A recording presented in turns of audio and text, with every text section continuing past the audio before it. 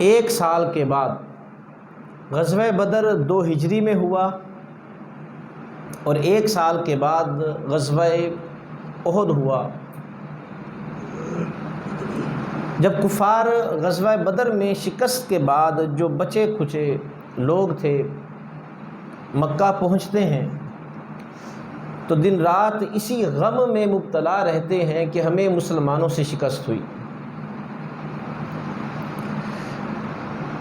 جن کے شوہر فوت ہوئے، جن کے بھائی فوت ہوئے، جن کے باپ فوت ہوا، اب وہ دن رات اسی پریشانی میں، اسی غم میں، اسی تکلیف میں رہتے۔ عورتیں ان کے مردوں کو طعنہ دیتی کہ ہمارے اتنے لوگوں کو انہوں نے قتل کر دیا اور تم جوابی کارروائی نہیں کرو گے۔ تو پھر اب کفار نے فیصلہ کیا کہ مسلمانوں کے خلاف فیصلہ کن جنگ کی جائے، اور ایسی جنگ جو کہ مکمل تیاری کے ساتھ ہو، تاکہ بدر کی طرح دوبارہ شکست کا سامنا نہ کرنا پڑے۔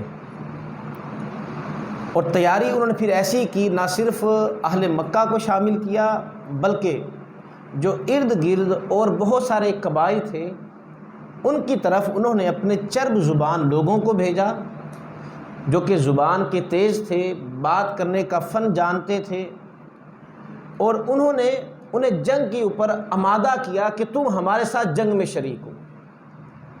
فتح ہو گئی اور انہیں یقین کے ساتھ کہتے کہ فتح ہماری ہی ہوگی۔ فتح ہو گئی تو اس کے بعد بادشاہت، سلطنت، حکومت ہمارے پاس ہوگی، اور حکومت میں ہم تمہارے لوگوں کو بھی شامل کریں گے۔ یہی لالچ دیا جاتا ہے عمومی طور پر جب لوگوں کو جنگ کی ترغیب دی جاتی ہے۔ اور پھر ساتھ ساتھ کفار کو یہ خدشہ بھی لاحق تھا کہ مسلمانوں سے ہمیں شکست ہوئی، اگر ہم نے بدلہ نہ لیا تو پورے جزیرہ نمائے عرب میں جو ہمارا رعب ہے، دبدبہ ہے، جو ہماری شہرت ہے، وہ ختم نہ ہو جائے، اور اگر ہم اسی طرح خاموش رہے تو ہمارا تسلط ختم ہو جائے گا، اور لوگوں کے دلوں میں جو ہمارا احترام ہے وہ بھی ختم ہو جائے گا۔ اب اس احترام کو، اس رعب کو برقرار کرنے کے لیے، اور جزیرہ نمائے عرب میں جو ان کا ایک دبدبہ تھا، اس دبدبے کو برقرار رکھنے کے لیے انہوں نے یہ فیصلہ کیا کہ اب مسلمانوں کے خلاف وہ ایک بڑی جنگ کریں گے اور اپنے مقتولین کا بدلہ لیں گے۔ ابو سفیان کے پاس آئے لوگ اکٹھے ہو کر۔ ابو سفیان غزوہ بدر میں شریک نہیں ہوا تھا، اس کے پاس ایک قافلہ تھا، تجارتی قافلہ، اور اصل جنگ بھی یہیں سے شروع ہوئی تھی غزوہ بدر کی، کہ قافلے کو روکنے کے لیے آقا علیہ الصلوۃ والسلام نکلے، ابو سفیان وہ قافلہ بچا کر چلا گیا، دوسری طرف سے کفار بھی آ گئے۔ تو ابو سفیان کے پاس لوگ آئے، کہا ہم تمہیں اپنا امیر بناتے ہیں اور ہم تمہیں یہ کام سونپتے ہیں کہ تم لوگوں کو ابھارو اور جنگ کی تیاری کرو، اور جو چیزیں تمہیں چاہیے ہم تمہیں وہ ساری کی ساری دیں گے۔ تو ابو سفیان جو قافلہ، تجارتی قافلہ لے کر آیا تھا، اس تجارتی قافلے میں پورے مکے والوں کی تجارت شامل تھی، اور اس وقت طریقہ کار یہ تھا کہ اگر کسی نے 1 درہم تجارت میں لگایا ہے تو اس کو 2 درہم کا نفع ملے گا۔ تو کہا کہ جو اصل راس المال ہے، جتنا مال انہوں نے لگایا تھا وہ ان کو واپس دے دیتے ہیں، جو اوپر جو نفع ہوا وہ ہم جنگ کے لیے استعمال کریں گے۔ اور بعض لوگوں نے جو اصل مال تھا وہ بھی کہا کہ نہیں، یہ ہماری طرف سے اس جنگ میں شامل کیا جائے۔ ایک بڑی طاقت کے ساتھ انہوں نے 3000 کا ایک بڑا لشکر تیار کیا، اس میں مکہ کے باشندے بھی تھے، جو ارد گرد قبائل تھے وہ لوگ بھی تھے، اور ان میں 700 زرہ پوش تھے، 200 گھڑ سوار تھے، یعنی 700 ایسے افراد جو سر تا پاؤں انہوں نے زرہ پہنی ہوئی ہے، لوہے میں بند ہے، کوئی تیر آئے تو لوہے کو ٹکرائے گا، جسم تک نہیں پہنچے گا۔ 700 ایسے زرہ پوش افراد، 200 گھڑ سوار، اور پھر ساتھ ساتھ درمیان میں انہوں نے مشورہ یہ دیا کہ اپنی بیویوں کو بھی ساتھ لے کر جاؤ، وہ اس وجہ سے اگر کہیں ایسا نہ ہو ہمیں شکست ہو، اگر ہمیں شکست ہوئی تو ہمیں پتہ ہوگا کہ ہمارے بیوی بچے ہمارے ساتھ ہیں، اور شکست ہو گئی کہیں مسلمان انہیں قیدی نہ بنا لیں تو ہم اپنے قدموں کو پیچھے نہیں ہٹائیں گے، یہ سوچ کر بے جگری کے ساتھ لڑیں گے کہ ہماری عورتیں ہمارے ساتھ ہیں۔ اپنی عورتوں کو بھی ساتھ لے کر آئے۔ اب 3000 کا یہ لشکر جرار یہ 5 شوال کو نکلتا ہے مکہ سے، اور ادھر مکہ سے ایک صاحب جنہوں نے اپنے اسلام کو چھپایا ہوا تھا، وہ ایک خط آقا علیہ الصلوۃ والسلام کی بارگاہ میں بھیجتے کہ یا رسول اللہ، وہ ایک مکمل تیاری کے ساتھ، ایک بڑے لشکر کے ساتھ وہ آپ کے پاس آ رہے ہیں، اور ساتھ اس نے وہ تیاری بھی بتا دی، کتنی تیاری ہے، اتنے افراد ہیں، اور یہ غیظ و غضب ہے، اور وہ لڑنے مرنے کے لیے آ رہے ہیں، یا تو مسلمانوں کو ختم کریں گے نہیں تو وہاں پر خود ختم ہو جائیں گے، اس تہیے کے ساتھ وہ آ رہے ہیں۔ آقا علیہ الصلوۃ والسلام کو جب یہ خبر پہنچی اور یہ وہ تیاری کے ساتھ نکل کھڑے ہوئے، حضور نبی اکرم صلی اللہ علیہ وآلہ وسلم نے اب صحابہ کو اکٹھا کیا اور وہ خط پڑھ کر سنایا کہ وہ تیاری کر کے ہماری طرف آ رہے ہیں۔ غزوہ بدر میں چونکہ ایک تیاری کے ساتھ مسلمان نہیں نکلے تھے، وہ تو ایک قافلے کو روکنا تھا، تجارتی قافلہ، اور اس لیے تیاری کے ساتھ بھی نہیں نکلے تھے، اور بہت سارے لوگ غزوہ بدر میں شریک ہونے سے محروم بھی رہے تھے، ان میں نوجوان بھی تھے۔ تو آقا علیہ الصلوۃ والسلام نے پہلے یہ مشورہ دیا، حضور نے فرمایا کہ ہم مدینہ شہر میں رہ کر جنگ کریں گے۔ اب وہ جو نوجوان تھے، گرم خون تھا، جوش تھا، کہا یا رسول اللہ کہ ہمارے پاس لڑنے کی طاقت ہے، مدینہ شہر میں رہ کر ہم کیسے جنگ کریں گے؟ خواتین بھی ہیں، بچے بھی ہیں، وہ صحیح طرح جنگ نہیں ہو سکے گی۔ اگر آپ اجازت دیں تو ہم ایسا نہ کریں کہ ہم شہر سے باہر نکل کر کھلے میدان میں جنگ کریں۔ کئی قبائل صحابہ کا یہ مشورہ تھا کہ ہم مدینہ شہر میں رہ کر جنگ کرتے ہیں، ان میں عبداللہ بن ابی منافق بھی تھا، اس کی بھی یہی رائے تھی کہ ہم مدینہ شہر میں رہ کر جنگ کرتے ہیں۔ لیکن وہ جو نوجوان صحابہ تھے جو کہ غزوہ بدر میں شریک نہیں ہو سکے، کہا کہ اور ایک جذبہ تھا کفار کو قتل کرنے کا، تو کہا یا رسول اللہ اگر آپ اجازت دیں تو ہم کھلے میدان میں جا کر ان کا مقابلہ کرتے ہیں۔ اب یہ رائے دینے والوں کی تعداد زیادہ ہو گئی، تو آقا علیہ الصلوۃ والسلام نے پھر ان کی رائے کو قبول کیا، کہا کہ ٹھیک ہے کھلے میدان میں جا کر جنگ کرتے ہیں۔ اب مسلمان تیاری کے ساتھ میدان احد اب اس طرف سفر کرنا شروع کیا۔ 5 شوال کو کفار مکہ انہوں نے سفر شروع کیا، جب حضور کے پاس خط پہنچا تیاری کر کے مسلمان بھی اب میدان احد کی طرف آ رہے ہیں۔ 12 شوال کو وہ لوگ کفار میدان احد میں پہنچ گئے۔ احد کا میدان ہے، احد پہاڑ، اسی پہاڑ کے نام سے وہ میدان بھی مشہور ہے۔ اب مسلمانوں کی جو تعداد تھی وہ 1000 کے برابر تھی، دوسری طرف کفار مکہ وہ لشکر وہ 3000 کی تعداد میں، اور مسلمان صرف 1000 کی تعداد میں۔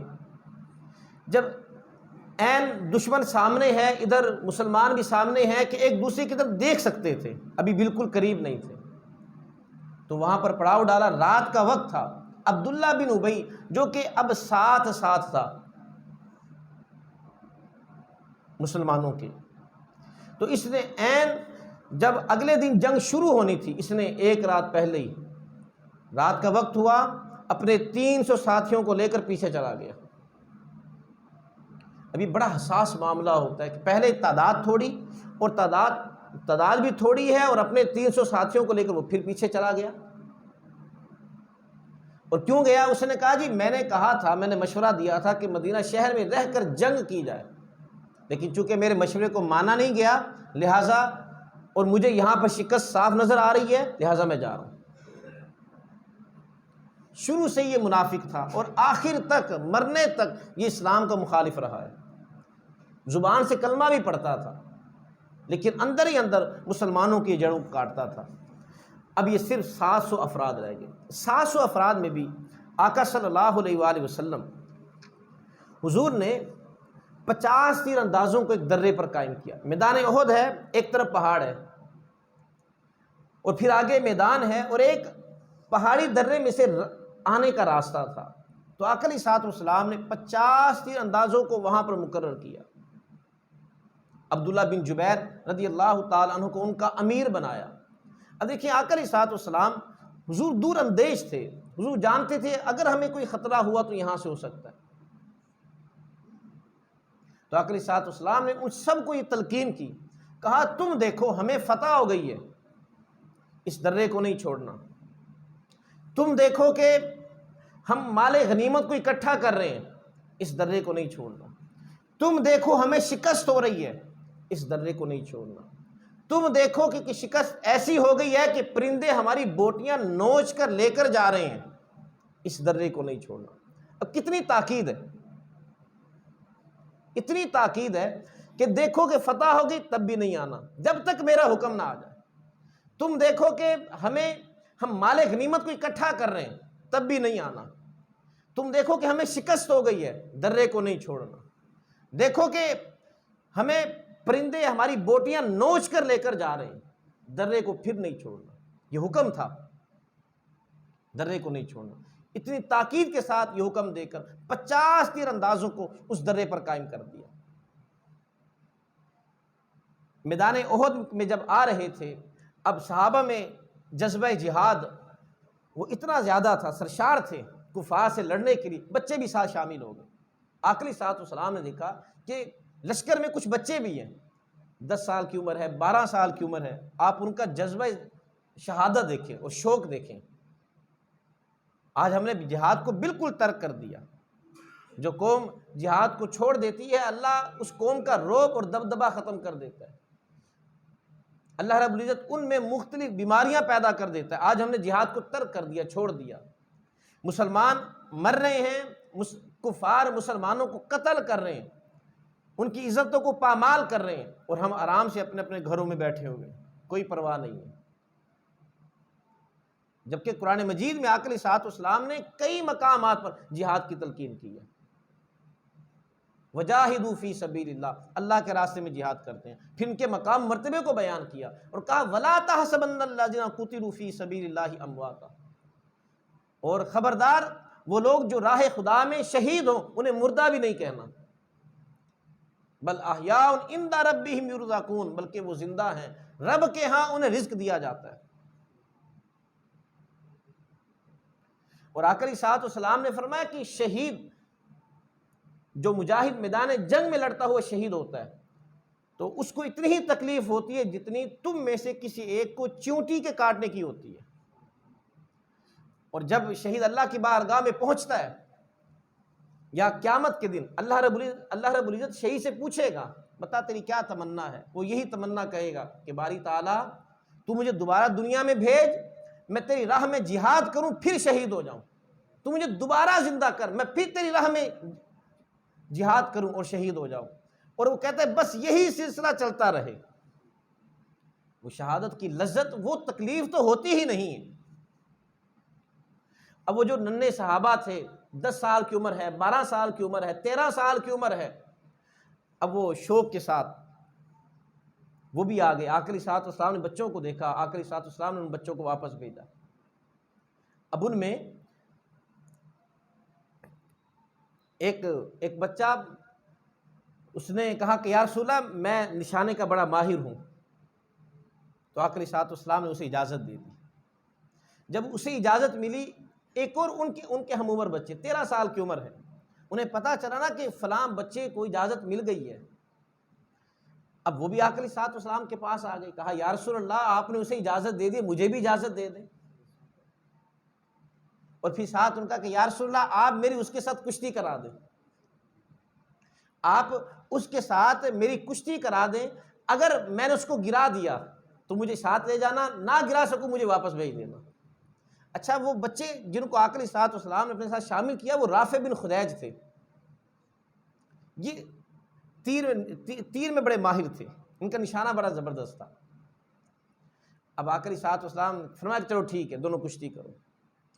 اب وہ دونوں کشتی کرنے لگے. وہ جو دوسرے جو چھوٹے صحابی وہ جو بچے تھے انہوں نے رافع بن خدیج کے کان میں کہا کہ یار تم تو پکے ہو نا، تم نے میدان میں جانا ہی جانا ہے، چلو مجھ سے گر جانا میں بھی چلو تمہارے ساتھ میدان جہاد میں چلا جاؤں گا. اور پھر انہوں نے کشتی میں انہیں پچھاڑ دیا. تو یہ دو ننھے بچے انہیں آقا علیہ الصلوۃ والسلام اپنے ساتھ لے کر گئے میدان احد میں. تو یہ ان کے اندر جذبہ جہاد تھا. اب جب دشمن آمنے سامنے ہے میدان جنگ، اور وہ دن آ گیا کہ اب غزوہ احد میں ایک طرف مسلمان ہیں دوسری طرف کفار ہیں، جنگ شروع ہوئی. اب ابتدا میں اللہ رب العزت نے مسلمانوں کو فتح عطا فرمائی. ان جنگ کرنے والوں میں ایک راہب تھا جس کا نام تھا عمر. یہ عمر یہ بھی کفار کو ابھارنے والوں میں سے تھا.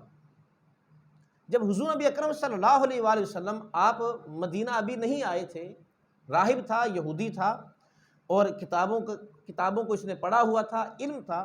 تو یہ آقا علیہ الصلوۃ والسلام کی قصیدوں کو پڑھا کرتا تھا اور حضور کی شانیں بیان کیا کرتا تھا، اور انتظار میں تھا کہ کب آقا علیہ الصلوۃ والسلام یہاں پر آئیں. اور جب حضور کی آمد کا زمانہ قریب آ گیا، اب اس نے اپنے قبیلے والوں سے کہا جس نبی کا میں تذکرہ تمہارے سامنے کرتا ہوں اس نبی کا زمانہ بالکل قریب ہے. اب وہ قبیلہ کون سا تھا؟ اوس قبیلہ تھا. اب وہ اوس قبیلہ والے تو آقا علیہ الصلوۃ والسلام کے معتقد ہو گئے اس راہب کی باتیں سن کر.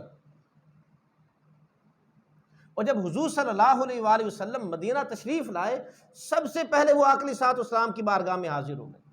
اب یہ راہب حسد میں مبتلا ہو گیا. اس نے کہا کہ یہ لوگ اب مجھے چھوڑ کر وہاں پر چلے گئے. حسد میں مبتلا ہو گیا. جو پہلے حضور کے قصیدے پڑھا کرتا تھا اب حسد میں مبتلا ہو گیا، اسلام ہی قبول نہیں کیا. اور غزوہ بدر میں جب کفار کو شکست ہوئی تو غزوہ احد میں کفار کو ابھارنے والوں میں سے ایک یہ راہب بھی تھا، اور ان کے ساتھ ساتھ میدان احد میں آیا. میدان احد میں آیا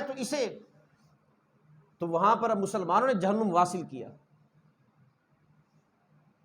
جب جنگ شروع ہوئی، اب ابتدا میں مسلمانوں کو فتح ہوئی. سید الشہداء حضرت حمزہ رضی اللہ تعالیٰ عنہ آقا علیہ الصلوۃ والسلام کے چچا ہیں، میدان احد میں بے جگری کے ساتھ لڑے، اور جس طرف بھی جاتے آپ صفیں کی صفیں ادھیڑ کر رکھ دیتے. اب ایک طرف 3000 کا لشکر ہے، دوسری طرف صرف 650 لوگ ہیں، اور مسلمان بے جگری کے ساتھ لڑے. اس طرف شہید ہونے والوں میں حضرت مصعب بن عمیر رضی اللہ تعالیٰ عنہ، یہ آقا علیہ الصلوۃ والسلام کے بڑے مشابہ تھے. مصعب بن عمیر رضی اللہ تعالیٰ عنہ شہید ہوئے. حضرت حمزہ رضی اللہ تعالیٰ عنہ، اب آپ کو شہید کرنے والے وہ ایک وحشی تھا، وہ کسی کا غلام تھا، عمر بن جبیر کا وہ غلام تھا. اس نے کہا کہ اگر تم حمزہ رضی اللہ تعالیٰ عنہ کو شہید کرو تو اس کے بدلے میں تمہیں آزاد کر دوں گا. اب وہ وحشی اس کو پتہ نہیں تھا کہ حمزہ کون ہے. وحشی اسی طاق میں تھا کہ مجھے حضرت حمزہ کا پتہ چلے. اب اس نے لوگوں سے پوچھا کہ حمزہ کون ہے جو حضور کے چچا ہیں؟ تو کسی نے کہا وہ جو بے جگری کے ساتھ لڑے وہ حمزہ ہے.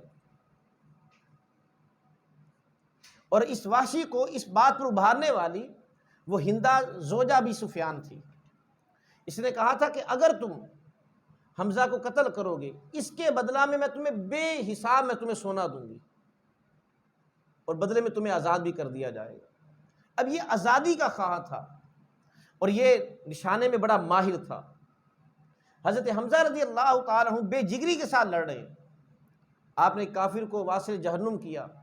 اب یہ وحشی جو تھا اب یہ طاق میں تھا. تو جب حضرت حمزہ ایک کافر کو قتل کرنے کے بعد اب واپس پلٹے، اس نے نشانہ طاق کے مارا جو حضرت حمزہ رضی اللہ تعالیٰ عنہ کے پیٹ میں لگا اور آر پار ہو گیا. آپ پلٹ کر وحشی کی جانب بڑھے، لیکن وہ زخم اتنا کاری تھا کہ آپ کھڑے نہ رہ سکے، آپ گر گئے، شہید ہو گئے. اس وحشی نے حضرت حمزہ کا کلیجہ نکالا اور ہندا کے پاس لے کر چلا گیا، کہا کہ لو میں نے اپنی بات کو پورا کر دیا. وہ وحشی بعد میں اس نے اسلام قبول کیا. وحشی بعد میں کہتا ہے مجھے اس بات سے غرض نہیں تھی کون وہاں پر قتل ہو رہا ہے، کس کا خون بہہ رہا ہے، مجھے اس بات سے غرض نہیں تھی، مجھے اپنی آزادی سے غرض تھی کہ میں غلام ہوں اور مجھے آزاد کر دیا جائے گا. کہا کہ میں نے حضرت حمزہ کو شہید کرنے کے بعد میں نے کلیجہ نکالا، ہندا کو دے دیا، اپنے کام کو پورا کر دیا اور میں پھر وہاں سے چلا گیا. مجھے اس سے غرض نہیں تھی کون کس کو فتح ہو رہی ہے کس کو شکست ہو رہی ہے، مجھے اپنی آزادی سے غرض تھی۔ اور ہندا نے وہ کیا کیا، جناب حمزہ رضی اللہ تعالیٰ عنہ، وہ آپ کی لاش کے پاس آئی، اس نے مسئلہ کیا، یعنی ہاتھ کاٹ دیے، ناک کاٹ دی، کان کاٹ دیے، کلیجہ تو پہلے اس کے پاس تھا، اس کو چبا کر نگلنے کی کوشش کی لیکن نگل نہ سکی، اتنی نفرت تھی اس کے دل میں۔ یہ ہندا زوجہ ابی سفیان، یہ وہ خاتون ہے کہ جب میدان احد کی طرف کفار آ رہے تھے، اس کے دل میں اتنی نفرت تھی مسلمانوں کے خلاف اور آقا علیہ الصلوۃ والسلام کے بارے میں کہ جب مقام ابوا کے پاس سے گزرتے ہیں جہاں پر حضور صلی اللہ علیہ وسلم کی والدہ ماجدہ حضرت آمنہ رضی اللہ تعالیٰ عنہ کی قبر مبارک ہے، تو اس کو پتا تھا کہ حضور کی والدہ کی یا مقام ابوا میں قبر ہے۔ ابھی اس نے ابو سفیان سے کہا کہ کیوں نہ ہم ایسا کریں کہ حضور کی والدہ کو قبر سے نکال لیں، اگر ہمارے لوگ مسلمان قید کرتے ہیں تو اب ان کو چھڑانے کے لیے جو فدیہ دینا ہوگا ہم ان کی والدہ کو سامنے رکھیں گے۔ ابو سفیان بھی جو اس کے پاس جب یہ بات آئی بڑا خوش ہوا، اس نے باقی لوگوں کو اکٹھا کر لیا، باقی لوگ بھی کہنے لگے ہاں بات تو بڑی زبردست ہے کہ لاش کو نکال لیا جائے، ہمارے لوگ قیدی ہوں گے تو ایک ہی قیدی کے بدلہ میں ایک ایک عضو دیتے جائیں گے، اپنے قیدیوں کو آزاد کرواتے جائیں گے۔ ان میں کچھ دانش مند بھی تھے، کچھ عقل مند لوگ بھی تھے، صاحب بصیرت بھی تھے، ان کا خبردار ایسا نہ کرنا، اگر تم نے ایسا کیا یہ سلسلہ شروع ہو جائے گا، یہ تھمے گا نہیں، آج تم ان کی لاش کو نکالو گے کل وہ تمہارے بڑوں کی لاشوں کو نکالیں گے، اور اس طرح یہ سلسلہ نہ ختم ہونے والا سلسلہ شروع ہو جائے گا۔ تو پھر اب انہوں نے پھر اپنی جو یہ سوچ رہے تھے کہ ہم اس کو نکال لیں، اس سے باز آ گئے، اور اس طرح اللہ رب العزت نے اپنے حبیب کی والدہ کی حفاظت فرمائی۔ ان اللہ علی کل شیء قدیر، اللہ ہر چیز پر قادر ہے۔ ابتدا میں مسلمانوں کو فتح ہوئی تھی، مسلمان بے جگری کے ساتھ لڑے۔ حضرت حمزہ رضی اللہ تعالیٰ عنہ آپ ابتدا میں ہی شہید ہو گئے تھے، بے جگری کے ساتھ لڑتے، جس طرح جاتے صفیں کی صفیں آپ ادھیڑ کر رکھ دیتے کفار کی، لیکن وہ وحشی نے طاق کا نشانہ مارا اور آپ شہید ہو گئے۔ اور پھر آپ کا مسئلہ، چونکہ جنگ ہو رہی تھی اور عورتیں اپنا کام کر رہی تھیں، اور ہندا یہ آئی، اس نے حضرت حمزہ کے اعضاء کو کاٹنا شروع کر دیا۔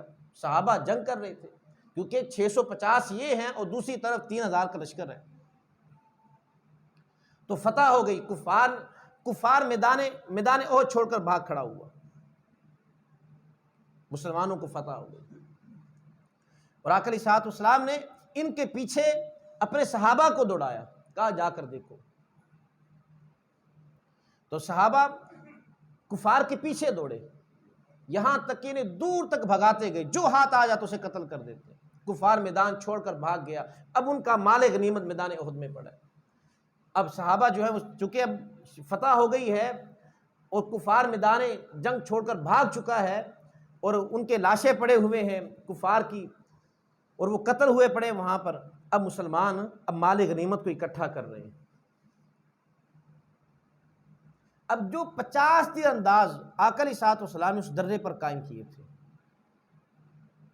اب وہ 50 تیر انداز کہنے لگے کہ فتح تو ہو گئی ہے تو کیوں نہ اب ہم نیچے اتریں۔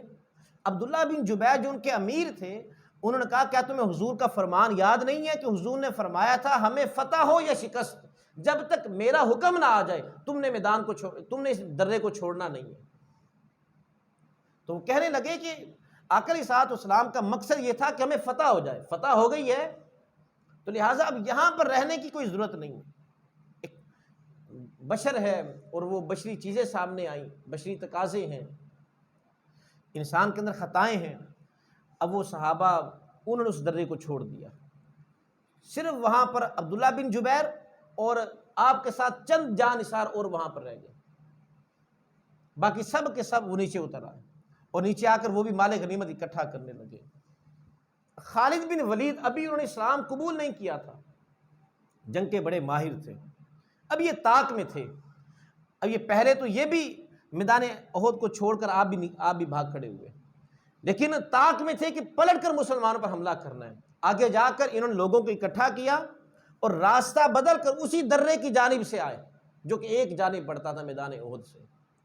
اب وہاں پر تو حضور نے 50 تیر انداز اوپر مقرر کیے تھے، کہ اگر دشمن یہاں سے داخل ہونے کی کوشش کرے تیروں کی پچھاڑ کر دینا۔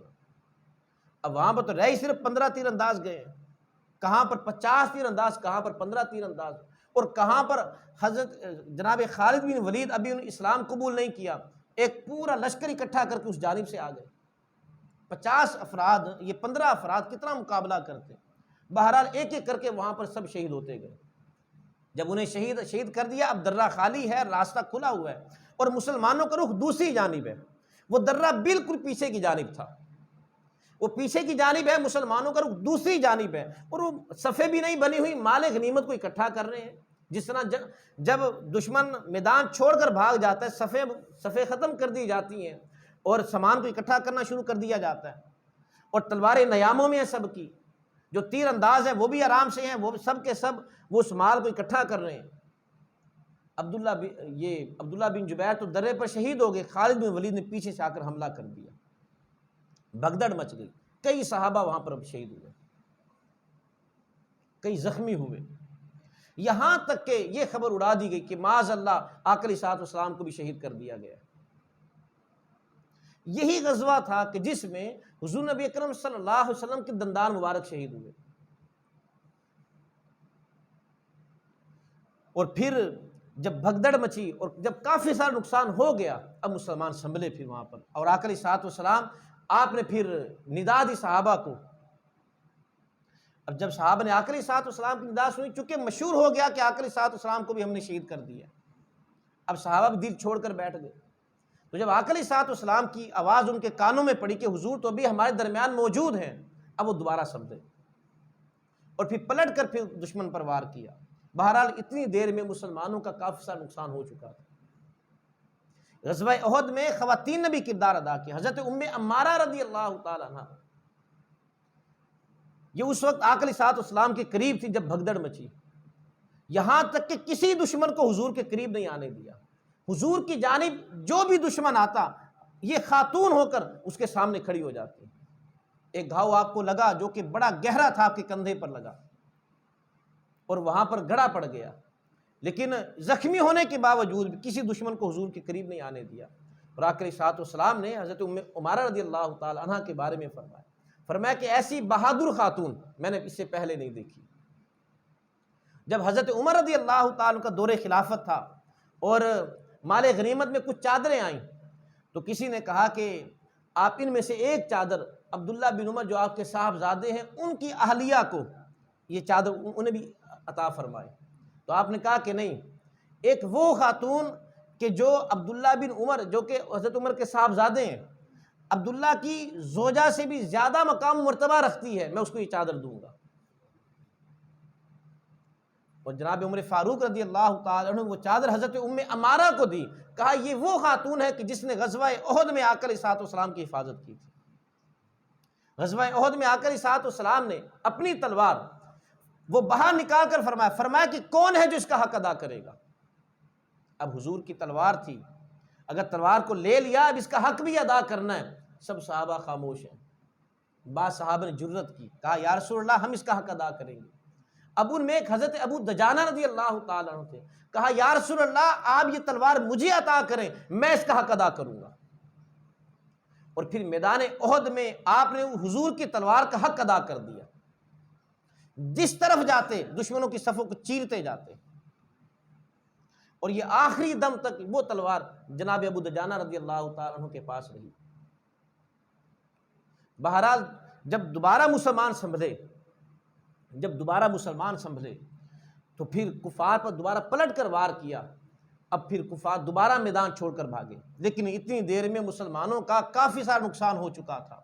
کفار کے ذہن میں یہ بات ابھی تک قائم تھی کہ ہم نے حضور کو شہید کر دیا۔ ابو سفیان جو اس کفار کے لشکر کو جو لیڈ کر رہا تھا، جو امیر بن کر آیا تھا، جب یہ جا رہا تھا، جاتے ہوئے اس نے بلند آواز سے کہا، اس نے کہا کیا تم میں محمد ہیں؟ حضور نے آواز سنی، اب صحابہ بھی سن رہے ہیں، تو آقا علیہ الصلوۃ والسلام نے سب کو خاموش رہنے کا حکم دیا۔ جب آواز نہیں آئی تو اس نے ایک نعرہ لگایا، لات اور عزیٰ کا، ہبل کا۔ اس نے لات کا نعرہ لگایا، اپنے بتوں کا نام لیا، اس نے کہا لو ہم نے محمد کو بھی شہید کر دیا۔ پھر اس نے کہا کیا تم میں ابو بکر موجود ہیں؟ حضور نے خاموش رہنے کا اشارہ کیا، خاموش رہے۔ جب آواز نہیں، جواب نہیں آیا، ابو سفیان خوش ہوا، اس نے کہا ہم نے ابو بکر کو بھی شہید کر دیا۔ اس نے پھر تیسرا نام لیا، کیا عمر فاروق تم میں موجود ہیں؟ تو حضور نے پھر خاموش رہنے کا اشارہ کیا، جواب نہیں دینا۔ جب جواب نہیں آیا تو یہ پھر اور خوش ہو گیا، اس نے کہا لو ہم نے عمر کو بھی شہید کر دیا۔ اور پھر یہ اپنے بتوں کا نعرہ لگا تو وہاں سے پلٹنے لگا، تو حضرت عمر رضی اللہ تعالیٰ عنہ کا یا رسول اللہ ہم اس کو جواب نہیں دیں گے؟ حضور نے فرمایا کہ اب جواب دو اسے۔ تو اب جناب عمر رضی اللہ تعالیٰ عنہ جواب دیا کہ ہم میں حضور موجود ہیں، ہم میں ابو بکر بھی موجود ہیں، عمر فاروق میں خود ہوں۔ تو پھر ابو سفیان نے پھر کہا کہ ہمارے پاس لات ہے، تمہارے پاس لات نہیں ہے۔ عزا لنا ولا عزا لکم، ہمارے پاس عزا ہے، تمہارے پاس عزا نہیں ہے۔ ان کے بتوں کے نام تھے لات، منات، عزا، حبل۔ تو آقا علیہ الصلوۃ والسلام نے حضرت عمر سے کہا تم یہ نعرہ لگاؤ، اللہ مولانا ولا مولا لکم، نے کہو کہ اللہ ہمارا مولا ہے، اللہ ہمارا مالک ہے، تمہارا نہیں ہے۔ اس کے جواب میں حضرت عمر رضی اللہ تعالیٰ یہ نعرہ لگایا۔ اب ابو سفیان کا یہ تین افراد کا نام لینا، اب اس سے یہ بات بھی پتہ چلتی ہے، اسے بھی معلوم تھا کہ اگر مسلمانوں میں حضور کے بعد جو شخصیات ہیں وہ ابوبکر ہے اور عمر فاروق ہے، اور اگر حضور کے بعد یہ دین کو کوئی قائم رکھ سکتے ہیں تو یہ افراد ہیں۔ تو بہرحال اس میں غزوہ احد میں یہ 5 شوال کو ہوا، اس میں مسلمانوں کو کافی سارا جانی نقصان ہوا، اس میں 70 کے قریب صحابہ شہید ہوئے اور بہت سارے زخمی ہوئے۔ اسی غزوہ میں آقا علیہ الصلوۃ والسلام کے دندان مبارک شہید ہوئے۔ حضرت مصعب بن عمیر رضی اللہ تعالیٰ عنہ اسی غزوہ میں شہید ہوئے، اور صحابہ ان کو مسلح بھی کیا گیا تھا۔ کئی صحابہ جن کے پیٹوں کو چاک کیا گیا تھا، جن کے کانوں کو کاٹ دیا گیا، جن کے اعضائے بدنیاں کو کاٹا گیا، اور آقا علیہ الصلوۃ والسلام کے سر پر پٹی بندھی ہوئی ہے، اور حضور صلی اللہ علیہ وسلم اپنے چچا حضرت حمزہ رضی اللہ تعالیٰ عنہ کی طرف دیکھتے ہیں، روتے جاتے ہیں، اور حضور صحابہ سے کہتے ہیں مجھے میرے چچا کی کہانی سناؤ، میرے چچا نے کیسے جنگ کی ہے۔ اور آقا علیہ الصلوۃ والسلام نے اس غزوہ میں جناب حمزہ رضی اللہ تعالیٰ عنہ جو حضور کے چچا ہیں، انہیں سید الشہداء کا لقب دیا۔ اب سوال یہ پیدا ہوا کہ اس سے پہلے غزوہ بدر ہوا، اس میں 313 افراد تھے، اور کفار وہ 3 گنا زیادہ ہے، 1000 کی تعداد کفار کی ہے، لیکن اس میں مسلمانوں کو فتح ہوئی۔ اور اب غزوہ احد میں اب مسلمانوں کی تعداد 700 ہے، اور مسلمان تیاری کے ساتھ ہے۔ غزوہ بدر میں تیاری بھی نہیں تھی، لیکن وہاں پر فتح ہوئی، اور ادھر مسلمانوں کو ظاہری طور پر شکست ہو گئی ہے۔ اب غزوہ بدر میں بھی مسلمانوں کو لیڈ کرنے والے آقا علیہ الصلوۃ والسلام ہیں، غزوہ احد میں بھی سپہ سالار حضور صلی اللہ علیہ وآلہ وسلم ہیں۔ غزوہ بدر میں تعداد تھوڑی ہے، غزوہ احد میں مسلمانوں کی تعداد زیادہ ہے،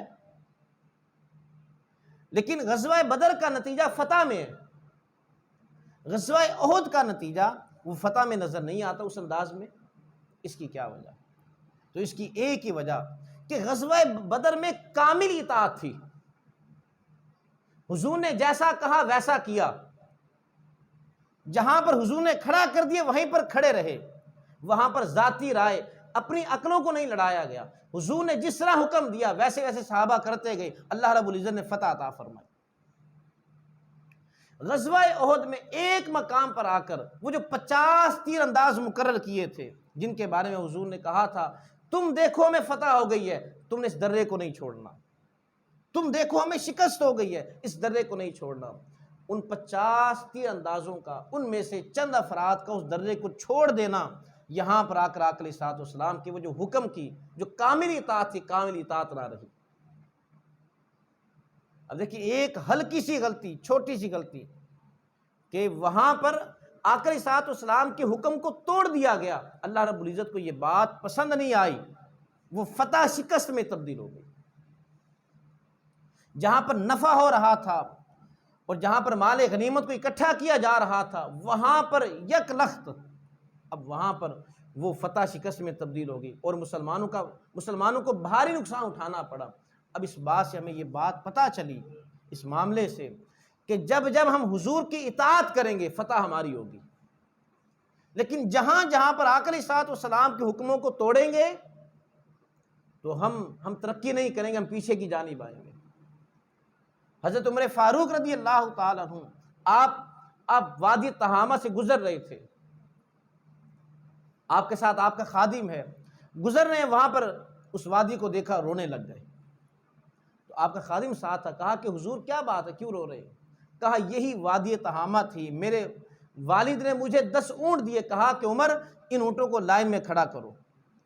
میں اونٹوں کو لائن میں کھڑا کرتا، ایک اونٹ کو کھڑا کرتا، وہ دائیں بائیں ہو جاتا، اس کو سیدھا کرتا، آگے والا دائیں بائیں ہو جاتا، اسے سیدھا کرتا، پیچھے سے کوئی دائیں بائیں ہو جاتا، مجھ سے 10 اونٹ لائن میں کھڑے نہیں کیے گئے۔ اس بات پر میرے والد خطاب نے مجھے مارا اور کہا کہ عمر، ایک عرب کے بیٹے ہو کر تم سے 10 اونٹ لائن میں نہیں کھڑے کیے جاتے؟ کہا آج حضور کی غلامی میں آ گیا، لوگوں کو لائن میں کھڑا کیا ہوا ہے۔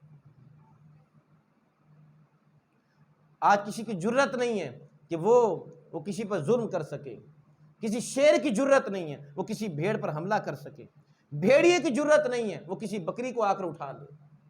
کیا یہ سب کچھ حضور کی غلامی کا صدقہ ہے، حضور کی اطاعت کا صدقہ ہے، اور جب تک حضور کے دامن کو پکڑے رکھیں گے فتح ہماری ہوگی۔ غزوہ احد سے ہمیں یہی سبق ملتا ہے کہ جب تک آقا علیہ الصلوۃ والسلام کے بتائے ہوئے طریقے کے مطابق اپنی زندگیاں بسر کریں گے تو دیکھنا فتح بھی ہماری ہے، میدان بھی ہمارا ہے، سب کچھ ہمارا ہے۔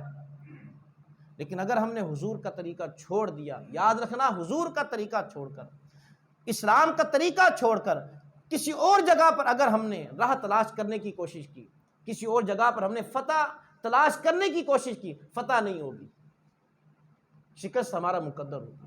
اور آج ہم اسلام کا راستہ چھوڑ کر دوسرے راستوں کو اختیار کر کے ہم چاہتے ہیں کہ ہمیں فتح ہو جائے، دین کو چھوڑ کر اور اللہ اس کے رسول کے حکموں کو توڑ کر، اور ہم یہ چاہ رہے ہیں کہ ہمیں یہاں پر فتح ہو جائے، کبھی بھی فتح نہیں ہوگی۔ دین کو پس پشت ڈال دیا، قرآن کو پس پشت ڈال دیا، آقا علیہ الصلوۃ والسلام کے حکموں کو پس پشت ڈال دیا، اور اپنی خواہشات کے مطابق زندگیاں بسر کرنا شروع کر دی، اپنے نفس کو خوش کرنے کے لیے۔ اس کا نقصان یہ ہے، نہ تو ہماری دنیا صحیح رہی، نہ ہی آخرت صحیح رہی۔ اللہ رب العزت قرآن مجید میں فرماتا ہے وَلَا تَكُونُوا كَالَّذِينَ نَسُوا اللَّهَ فَأَنسَاهُمْ أَنفُسَهُمْ، فرمایا کہ ان لوگوں کی طرح نہ ہو جانا جنہوں نے اللہ کو بھلا دیا۔ جب انہوں نے اللہ کو بھلایا، اللہ رب العزت نے انہیں اپنی ذاتوں سے غافل کر دیا، یعنی وہ بھول گئے کہ ہمارا دنیا میں آنے کا مقصد کیا تھا، ہمیں کس لیے بھیجا گیا، اللہ نے انہیں ان کی ذاتوں سے غافل کر دیا۔ اقبال کہتے ہیں اپنے من میں ڈوب کر پا جا سراغ زندگی، میرا نہیں بنتا نہ بن، اپنا تو بن۔ ہم تو اپنے بھی نہیں بنے۔ اس کا نقصان یہ ہوا پھر اللہ اس کے رسول کا راستہ چھوڑ کر ہمارے گھروں میں جتنا بھی نظام ہے، ہماری رسمیں، ہمارے رواج، سب کچھ وہ ہیں جو کہ قرآن و سنت کے خلاف ہے۔ ہمارا رہن سہن قرآن و سنت کے خلاف ہے، دین کے خلاف ہے۔ صبح سے لے کر شام تک کتنی ایسی چیزیں ہیں کہ جن میں ہم اللہ اس کے رسول کے حکموں کو توڑتے ہیں، اور پھر یہ کہیں کہ ہمارے گھروں میں خوشی ہو، ہمارے گھروں میں خوشحالی ہو، امن ہو اور سکون ہو، یہ نہیں ملے گا۔ اولاد نافرمان ہے، بیوی بات نہیں مانتی، گھر میں تناؤ کی کیفیت ہے، رزق میں برکت نہیں ہے، اور ایمانی قوت نہیں ہے، دل میں بزدلی ہے۔ یہ سب کچھ ہوگا کہ جب آقا علیہ الصلوۃ والسلام کے حکموں کو توڑ دیا۔ حضور نبی اکرم صلی اللہ علیہ وآلہ وسلم نے فرمایا کل امتی یدخلون الجنہ الا من ابا، میرا ہر امتی جنت میں داخل ہوگا، نافرمان نہیں ہوگا۔ پوچھا گیا ومن ابا، یا رسول اللہ نافرمان کون ہے؟ قال ومن اطاعتی داخل الجنہ ومن عصانی فقد ابا، فرمایا کہ جو میری اطاعت کرے گا وہ تو جنت میں داخل ہوگا، اور جو اطاعت نہیں کرے گا جس طرح من چاہا اس طرح زندگی بسر کرنے کی کوشش کرے گا، فرمایا کہ وہی نافرمان ہے۔ تو اب ہم دیکھیں کہ ہماری زندگیوں میں آقا علیہ الصلوۃ والسلام کی کتنی اطاعت ہے، کتنا ہم حضور کے حکموں کی پابندی کرتے ہیں۔ اگر تو پابندی نہیں کرتے تو یاد رکھنا ہم نافرمانی کرنے والوں میں ہیں، اور ان کے بارے میں حضور نے فرمایا یہ لوگ جنت میں داخل نہیں ہوں گے، نافرمان داخل نہیں ہوں گے۔ کتنے ایسے لوگ ہیں کہ جنہیں یہ نہیں پتا کہ آخری مرتبہ ہم نے فجر کی نماز کب پڑھی تھی، کتنے ایسے لوگ ہیں جنہیں یہ نہیں پتا کہ آخری مرتبہ ہم مسجد میں کب گئے تھے، کتنے ایسے لوگ ہیں جنہیں یہ نہیں معلوم آخری مرتبہ ہم نے قرآن کب کھولا تھا۔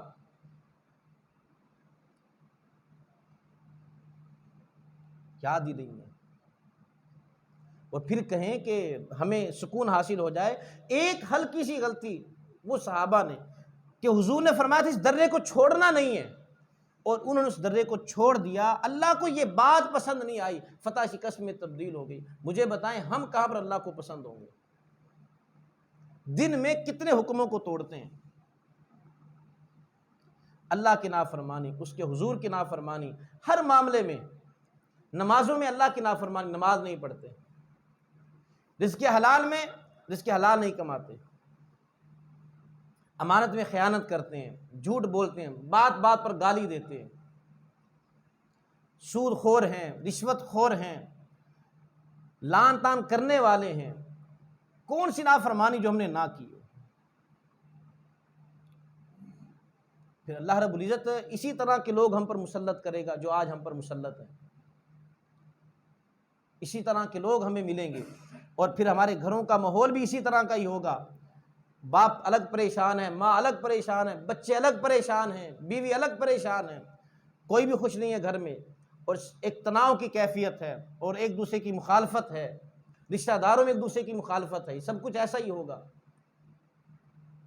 تو اللہ رب العزت ہمیں اپنے بتائے ہوئے طریقے کے مطابق زندگی بسر کرنے کی توفیق عطا فرمائے۔ وصلی اللہ تعالی علی حبیبہ محمد و آلہ و صحابہ اجمعین۔